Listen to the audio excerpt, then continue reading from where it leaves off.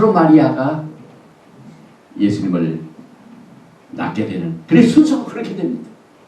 그래서 우리 예수님의 오심을 기다리는 자는 지금 이스라엘에 흩어진 자들을 우리가 공부하면 주님의 오심을 알 수가 있어요. 그게 척경이 됩니다. 특별히 이 세례 요한의 아버지 사가랴는 아비야 반열의 제사장이었습니다.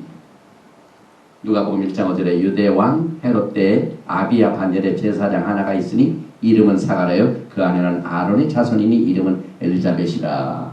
그런데 역대상을 보면은 아비야는 8째 제사장 코스였습니다.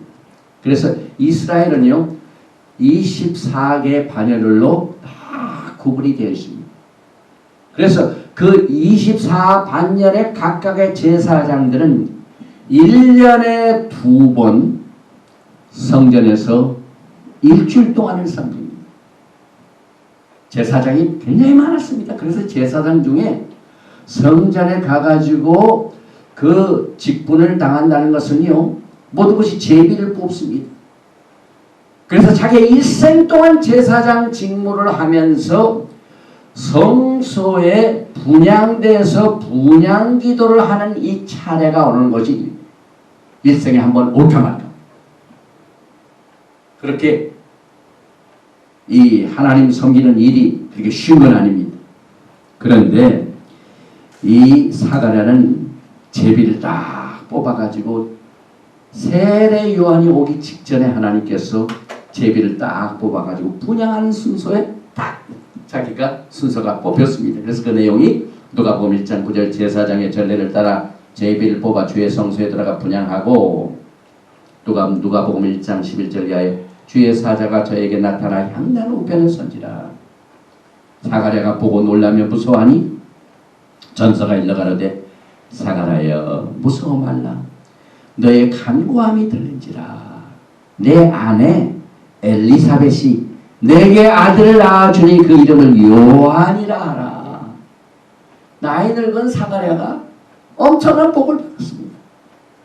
일생에 한 번 제비 뽑혀서 분향대에 가서 할까 말까 하는데 하나님의 섭리 가운데 세례 요한의 아버지가 하나님의 뜻을 이루는 때가 되었기 때문에 제비도 뽑혀지고 분향단에 가서 막 기도를 하는데 이 분향단에서 기도하는 내용은 아미다입니다. 우리 전명자 목사님은 내용을 잘 아시죠. 아미다라는 것은 유대인들의 제사장이 서서 기도하는 18개의 종목을 가지고 하루에 3번 기도하는 내용입니다.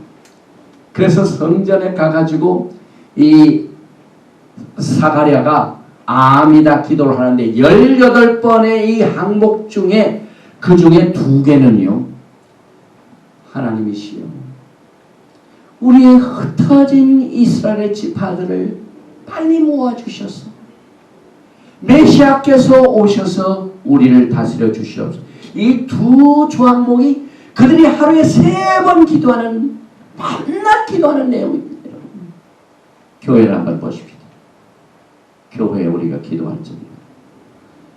주기도문은 잘합니다. 하늘에 계신 우리 아버지 이름이 거룩히 여김을 받으시옵니다. 나라가 임하옵시고 주의 나라가 이 땅에 오기를 임하게 해달라고 주님께서 우리에게 패턴을 기도를 가르쳐 주셨어요. 주의 나라를 위해 기도합니까? 우리가 주여 어서 오시옵소서 기도합니까?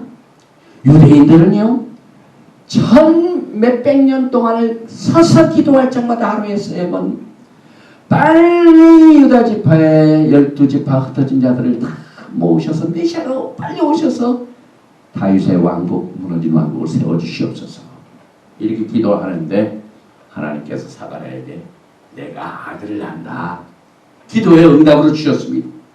그래서 이 아미다 18번의 기도를 하다가 사가랴는 아들을 낳는 축복을 받게 됩니다. 그것도 다 하나님의 섭리 가운데 빨리 세례 요한이 탄생을 해야 예수님이 탄생하시고 빨리 세례 요한은 엘리야의 영과 그 복음을 외쳤습니다. 그래서 메시아 재림 전에 엘리야의 운동이 먼저 일어나야 되는데 우리는 지난 2, 3년 동안 엘리야의 무거운 동에 지금 성령 바람을 탔습니다. 엘리야가 외치는 메시지를 증거를 해야만 예수님이 오십니다. 이것이 성경적입니다. 그래서 메시아의 오심 전에 선행되는 엘리야의 사역을 교회가 깨달아야 됩니다.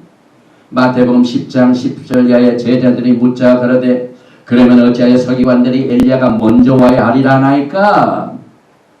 예수님이 대답하십니다. 예수께서 대답하여 가라사대 엘리야가 과연 먼저 와서 모든 일을 회복하리라. 내가 너에게 말하니 엘리야가 이미 왔을 때 사람들이 알지 못하고 임의로 대화했도다. 인자도 이와 같이 그들에게 고난을 받으리라 하시니 그제야 제자들이 예수의 하신 말씀 하신 것이 세례 요한인 줄을 깨달으니라. 세례 요한이요.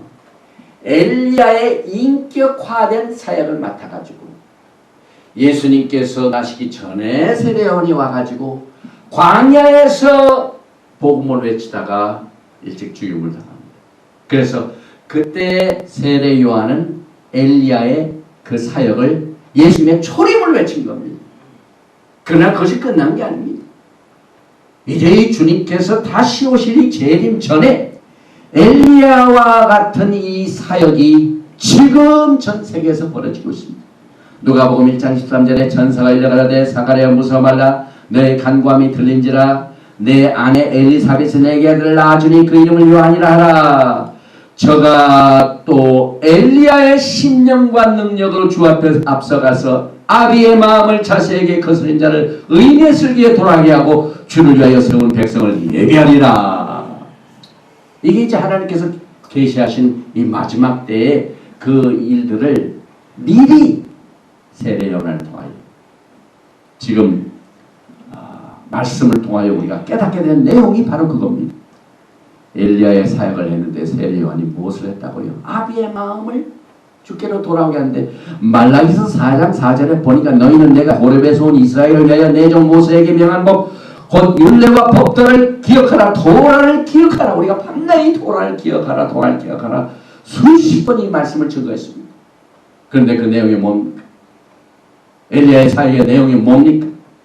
말라기 4장 5절에 보니 보라 여호와의 크고 두려운 날에 이르기 전에 지금 우리는 크고 두려운 날을 이르기 직전에 지금 살고 있습니다. 여러분.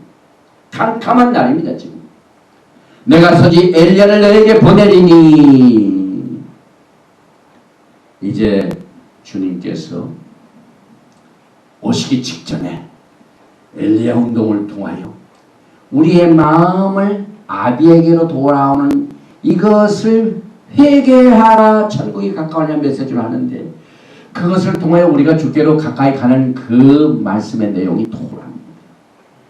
그래서 이 토라를 통하여 보면은요 이제 다음 주일 저녁에 저 푸에라 페어그라운드에 수백 명의 이 지역에 살고 있는 메시안 유대인들이 모여서 6월절 만찬을 갖게 되는데 지금 이 지역에 하는 목사님들이 같이 가십니다. 한 7명, 8명이 이번에 사인하셨고 또 우리 집사님도 사인하셔서 티켓 사셨습니까? 집사님? 티켓이 왔습니까? 네, 할렐루야. 와가지고 이제 6월절 행사를 하는데요. 얼마나 주님의 오심을 기다리는 행사가 되는지 몰라요. 그래서 4개의 잔으로 이제 6월절 행사의 잔을 나눕니다. 첫째 잔은 성결의 잔입니다. Sanctification. 먼저 우리가 깨끗하고 정결한 심령의 신부의 마음을 가져 예수님을 신랑으로 맞이합니다. 그래서 우리 전명자 목사가 작년에 이 토라에 맺힌 예시아의 신부, 이 마지막 때의 신부들을 준비시키는 성결의 메시지가 여기 숨어있습니다. 그런데 오늘날 메시지를 보세요. 성결의 메시지가 있습니까? 없습니다. 저는 여러분들에게 특별히 이 토라에 맺힌 예수의 신부를 권면합니다. 이 책을 통하여 정말 이 sanctification, 정결한 신부로서 예수님을 맞이할 준비를 우리가 해야 되는데 그 패스오버 세일의 6월절 첫 번째 잔이 첫 번 입문입니다. 첫 번 입문이 sanctification. 성결해야 우리가 주님을 만날 수가 있습니다. 아, 네. 마음이 정결한 자는 복이 있나니 주님을 볼 것이다. 그 다음에 두 번째